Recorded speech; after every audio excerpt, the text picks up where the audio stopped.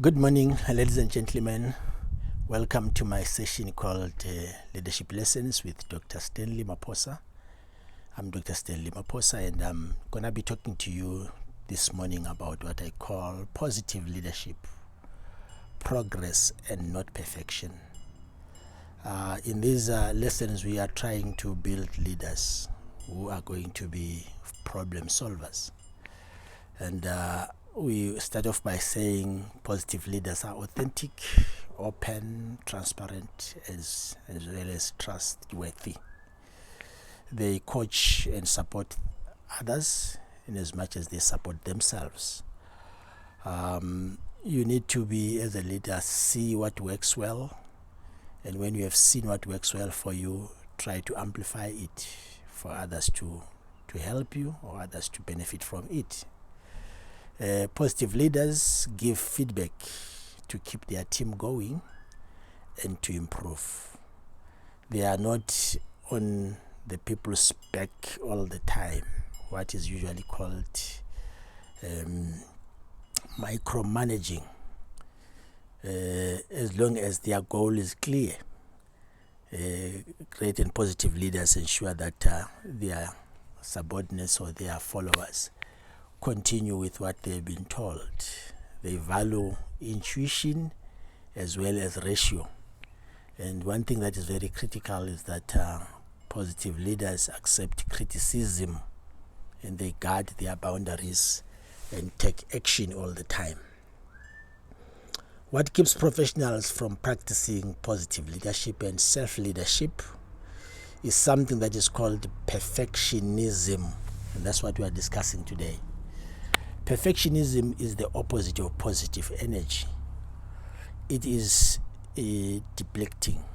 I see a lot of this in organizations, both on the leadership side as well as on the followers side in the organizations, where perfectionism has really killed the spirit of both the leader and the followers. Because most of the time people set up the bar too high and they are not able to meet those targets and that bar which they have set for themselves in excellency, and they judge and criticize themselves a lot.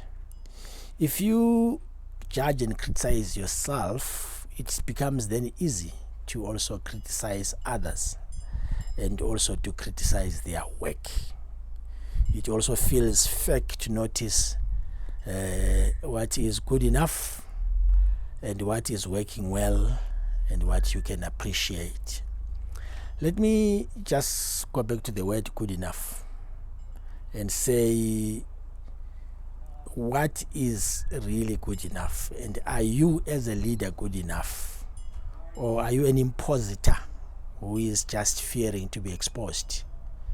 Let me just give you some scenarios here and some few pointers here. That most of us recognize some bits of perfectionism in ourselves. And this perfectionism originates from childhood, especially from our parents as well as our teachers, who taught us that they can only approve us when we do good.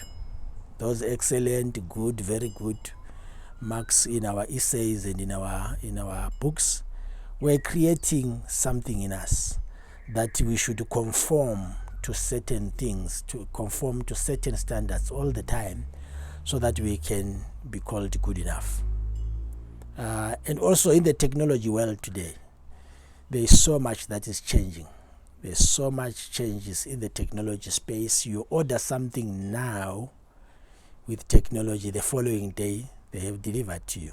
A long time ago, letters which we wrote by hand would take 3 months, but now is you order now, you get today. And therefore that pressure makes us to try and conform to that norm. And we think that if we can't do like technology, then we are not good enough. We can't do like our neighbors, we can't be good enough. And I think that's something that we need to deal with as leaders as well as followers.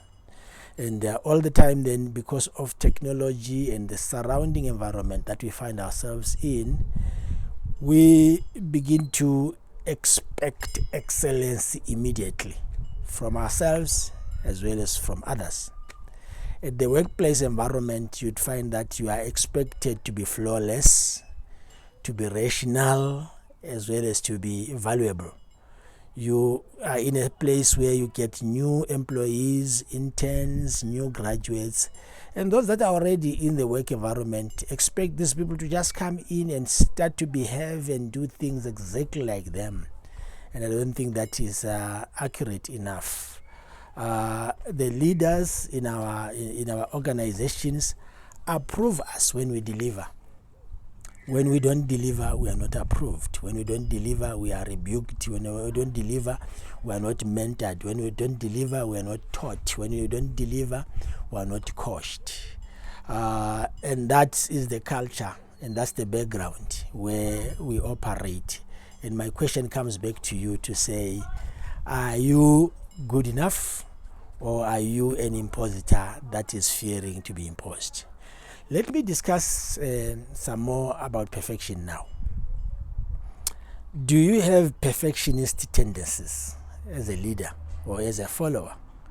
Do you set high standards for yourself and for others? Do you keep optimizing yourself and putting more pressure on yourself? Do you compare yourself to others? I think I'm asking more questions than answers, because that's exactly what perfectionism is. You compare yourself with others. You are really afraid sometimes of failing. You are afraid of criticism. You are afraid of conflict.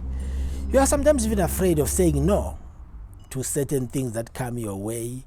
And you are also afraid of not being accepted by your friends, accepted by your peer leaders, accepted by your peer managers, CEOs, or whosoever are within the grade that you are in. And you find it difficult to share your expectations with others and to give them feedback. That's exactly what perfectionism is. You tend to overthink, and you keep analyzing,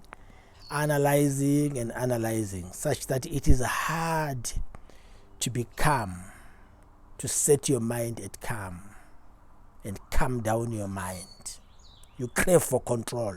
You want to control, you want to lead, you want to be at the forefront. You think if something is not done by you, then it's not done, or it's not done correctly. Delegation is a task. You can't delegate.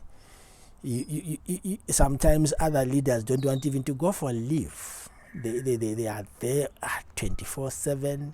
They have so many leave days accumulating. They don't want to go because they think if they go, something is going to go wrong. Come on, go for leave. Go for leave. Delegate. Don't do that to yourself. Your to-do list is a necessity. You can't let go of things and just allow things to be as they are. And you make very hard choices. And you say it's because there's only one choice, and that choice is a perfect choice. If candidates come for an interview in your company, you want somebody who meets those job specification word for word, as if they were written with them in mind, or they were written with them, or they were written for them. You want something that fits exactly to that particular template. There's nothing like that. Sometimes you cope through procrastination. You deal with your perfectionism through procrastination. You delay things. You delay decision making. You delay your actions. You prepare in order for you to be perfect. And you have little time that sometimes you say, I have little time that I've been doing this thing, so I can't be accountable. I was not there when this thing was done. I'm not responsible. I'm not accountable. I've just been here for 3 months. So the person who must know is the one that was before I was. Those are signs of perfectionism. You exhaust yourself with should be. And those are signs of perfection. Let me go to progress. Because I said in the beginning, progress is not perfection. And I want to say, as long as you are progressing, as long as you are doing something in your leadership, as long as you are doing something in your ministry, in your organization, don't worry a lot about perfectionism. Perfectionism will catch up later sometimes.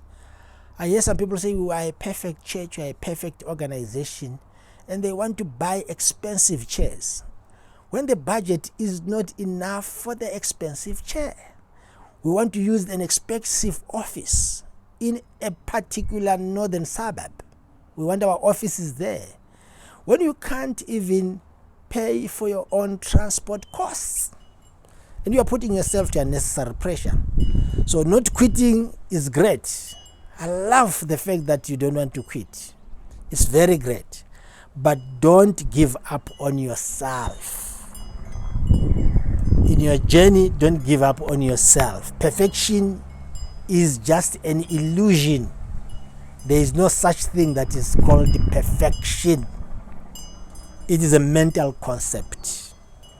Actually, everything that is alive on earth here is constantly changing and is constantly developing, especially living organisms. When I learned some basic science at high school, they told me one characteristic of living organism is that it grows, that it improves. So people improve, people develop, and you are also developing, you are also improving. There is no closure. There is nothing like this is done. Actually, when you complete one cycle, you start another cycle.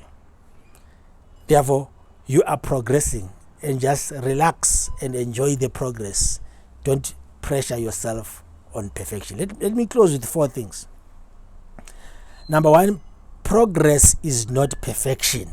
Acknowledge where you are, how far you have come, what is working well for you, and what do you want to amplify. Acknowledge where you are yourself. Secondly, accept yourself. You are still work in progress. What you do is your best. You are good enough. Have self-compassion and compassion for others. Number 3, let go of should and approve of yourself. Enjoy what you are doing. Enjoy the little things that you are doing and improve on them. And finally, notice what gets well done. Notice the things that get done well, and practice gratitude and practice to be thankful. Thank yourself and thank your followers. Thank your team. Thank your family. Thank your friends. Thank God for a warm house. Focus even on those small things that usually get overlooked, and you'll start to progress. And that progress will eventually, on its own, lead to perfection if you love perfection. God bless you. Look at my books. They are on Amazon. Follow me on my page. Subscribe, share, and continue to follow. We are going to speak a lot of things on leadership lessons with Dr. Stan. Thank you.